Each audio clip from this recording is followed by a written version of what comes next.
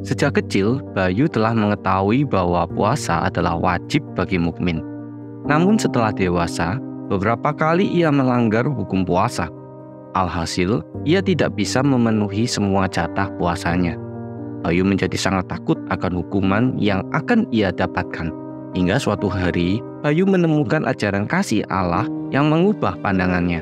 Hingga akhirnya Bayu mengerti arti ibadah sejati dan yakin akan diterima Allah di surga kelak.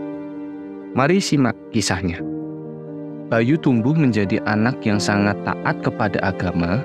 Ia rajin beribadah, termasuk berpuasa saat Ramadan. Bayu yakin dengan melakukan semua itu, ia akan mendapat pahala.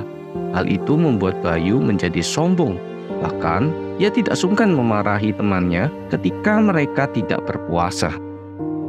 Sayangnya, saat Bayu merantau, ia menjadi lalai untuk beribadah. Banyaknya kesibukan dan pengaruh pergaulan buruk membuat Bayu lupa dengan ibadahnya. Bayu pun menjadi sangat takut terhadap hukuman yang akan menimpanya kelak.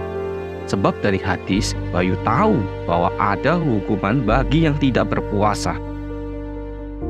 Tatkala saya sedang tidur, ada dua orang yang mendatangiku. Lalu keduanya membawaku ke sebuah gunung yang tandus. Saya melihat suatu kaum yang mana mereka tergantung dengan daging urat kakinya, mulut mereka robek, dan dari mulut mereka bercucuran darah.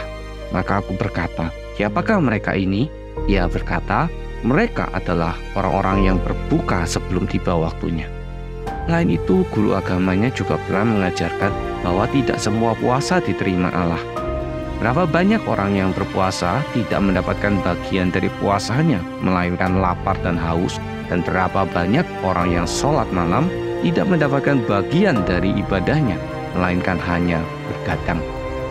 Mengetahui semua hal itu membuat Bayu sangat cemas. Ia sadar sudah melakukan banyak pelanggaran. Ia pun berusaha untuk menebus jatah puasanya, namun tidak pernah merasa cukup. Hingga satu hari Bayu membaca satu kisah menarik dalam kitab suci Injil milik temannya. Isa menyampaikan lagi suatu ibarat ini. Ada dua orang pergi ke bait Allah untuk berdoa. Seorang dari masa Farisi, pemimpin agama, dan seorang pemungut cukai. Orang Farisi berdoa, "Ya Allah, aku bersyukur karena orang berdosa. Aku rajin berpuasa, memberi sedekah, berbeda dari orang lain." Orang berdosa berdiri jauh-jauh dan dengan takut berdoa, "Ya Allah, kasihanilah aku, orang yang berdosa." Isa berkata, pemungut cukai itu pulang ke rumahnya sebagai orang yang dibenarkan oleh Allah, bukan orang dari masa Farisi itu. Sebab siapa meninggikan diri, ia akan direndahkan. Tetapi sebaliknya, siapa merendahkan diri, ia akan ditinggikan. Bayu sangat terkesima saat membaca kisah tersebut. Isa mengajarkan bahwa Allah hanya menerima ibadah dari seorang yang sadar akan kejahatan hatinya dan benar-benar berharap pada rahmat Allah. Masa Farisi berdoa dengan hati yang sombong dan bersandar pada ibadah yang sudah dia lakukan, seakan ia tidak membutuhkan Allah. Sedangkan si pemungut cukai datang dengan hati yang hancur dan berharap penuh pada belas kasih Allah atas dosa-dosanya. Ibadah sejati adalah sikap hati yang hancur untuk datang pada Allah dan berharap penuh pada rahmat-Nya. Karena Allah yang memberikan pengampunan bagi manusia berdosa melalui pengorbanan Isa Al-Masih, juga kepastian akan masuk ke surga. Dan menerima kasih Allah melalui Isa, kita akan merasakan ibadah dengan rasa syukur, bukan ketakutan akan hukuman lagi.